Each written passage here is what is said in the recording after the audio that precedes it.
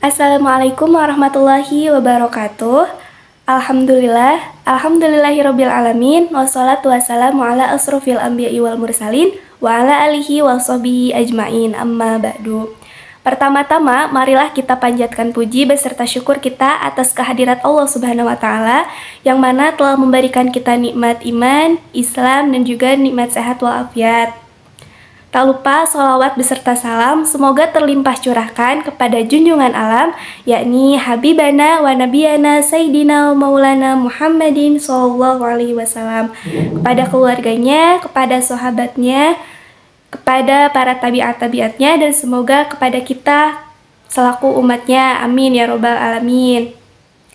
Izin memperkenalkan diri, nama saya Saskia Rohmah dari Program Studi Pendidikan Guru Sekolah Dasar Semester 2, Fakultas Pendidikan Islam dan Keguruan Universitas Garut. Pada kesempatan kali ini, saya akan memenuhi tugas mata kuliah Etika Islam dengan dosen pengampu, Ibu Dr. Hajah Hilda Aini Syifa MAG dan Bapak Fikra Muhammad Nazib MPD. Di sini saya akan membahas materi tentang degradasi akhlak pada masa kini dan solusi pemecahannya. Adapun pembahasannya, yang pertama yaitu pengertian, yang kedua penyebab, yang ketiga contoh, dan yang keempat solusi pemecahannya. Langsung saja ke pembahasan yang pertama, yaitu pengertian. Pengertian degradasi akhlak. Degradasi berasal dari bahasa Inggris, yaitu degradation, yang artinya proses penurunan. Degradasi dalam Kamus Besar Bahasa Indonesia memiliki arti penurunan. Penurunan tentang apa? Yaitu tentang pangkat, mutu, moral, dan sebagainya. Bisa juga disebut kemunduran dan kemerosotan. Sedangkan akhlak dalam bahasa Arab berasal dari kata khuluq yang berarti tingkah laku, perangai, atau tabiat. Secara terminologi, akhlak adalah tingkah laku seseorang yang didorong oleh sesuatu keinginan secara mendasar untuk melakukan suatu perbuatan. Degradasi akhlak atau degradasi moral merupakan fenomena di mana akhlak dan budi pekerti manusia mengalami penurunan dari waktu ke waktu.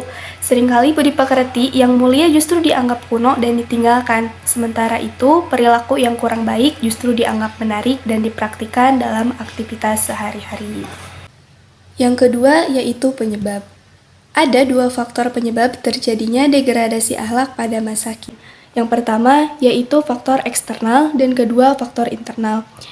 Faktor eksternal juga terbagi menjadi beberapa. Yang pertama yaitu lingkungan keluarga. Mengapa lingkungan keluarga? Karena lingkungan keluarga merupakan institusi terkecil di dalam masyarakat. Di dalamnya terdapat ada orang tua. Nah, orang tua merupakan pendidikan utama dan pertama bagi anak-anak mereka, karena dari merekalah anak-anak menerima pendidikan. Yang kedua, lingkungan sekolah. Lingkungan sekolah merupakan lembaga pendidikan formal yang secara sistematis melaksanakan bimbingan, pengajaran, dan pelatihan. Sekolah juga memberi pengaruh dalam membantu perkembangan anak. Tiga, lingkungan masyarakat. Masyarakat dapat diartikan sebagai kumpulan individu dan kelompok yang diikat oleh kesatuan negara, kebudayaan, dan agama. Masyarakat sangat besar pengaruhnya dalam memberi arah terhadap pendidikan anak, terutama para pemimpin masyarakat atau penguasa yang ada di dalamnya. Lalu yang keempat yaitu pengaruh budaya asing atau westernisasi. Pengaruh budaya asing karena globalisasi dunia yaitu westernisasi. Westernisasi adalah suatu arus yang cukup besar di mana bisa menjangkau di bidang politik, sosial, budaya, dan teknologi. Sehingga dengan adanya westernisasi, maka kehidupan bangsa terutama umat Islam di dunia menjadi kebarat-baratan. Yang kelima, rendahnya tingkat pendidikan keagamaan. Yang keenam, media massa atau media informasi. Dan yang ketujuh, kurangnya keefisienan dan keefektifan lembaga sosial masyarakat. Adapun faktor internalnya, yaitu yang pertama kebiasaan. Kebiasaan seperti berpakaian, kebersihan, berjalan, dan lain sebagainya.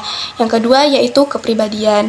Menurut pandangan psikologi, terdiri dari dua unsur, yaitu hereditas dan pengaruh lingkungan. Yang ketiga yaitu kondisi kejiwaan. Dilanjut ke pembahasan yang ketiga, yaitu contoh degradasi akhlak. Contoh degradasi akhlak pada masa kini yang pertama berbicara secara kasar. Padahal diriwayatkan dalam hadis, barang siapa beriman kepada Allah dari hari akhir, hendaklah berbicara yang baik-baik atau diam, hadis riwayat Bukhari. Namun kebanyakan sekarang sudah ditinggalkan. Yang kedua yaitu tidak menghormati yang lebih tua atau tidak sopan kepada orang yang lebih tua dari kita. Yang ketiga, gengsi mengucap maaf. Yang keempat, lupa berterima kasih. Dan yang kelima, yaitu berperilaku curang. Dilanjut ke pembahasan yang terakhir, yaitu yang keempat, solusi pemecahannya. Ada 5 solusi atau upaya pemecahan degradasi akhlak. Yang pertama, perlu mengadakan saringan atau seleksi terhadap kebudayaan asing yang masuk agar unsur-unsur yang negatif dapat dihindari. Yang kedua, meningkatkan pendidikan agama baik dalam keluarga, sekolah, masyarakat diintensifikasikan supaya kehidupan beragama dapat terjamin dan selanjutnya nilai-nilai moral yang baik dapat menjadi bagian dari pribadi bangsa kita. Yang ketiga, diadakan pendidikan khusus untuk orang dewasa dalam bidang kesehatan jiwa supaya mereka dapat membantu dirinya sendiri dalam menghadapi kegoncangan jiwa atau untuk menghindari terjadinya kegoncangan jiwa serta terciptanya ketenangan dan kebahagiaan dalam hidupnya sehari-hari di rumah dan dalam masyarakat. Yang keempat, perlu adanya biro-biro konsultasi untuk membantu orang-orang yang memerlukannya, baik untuk anak dan remaja maupun untuk orang dewasa.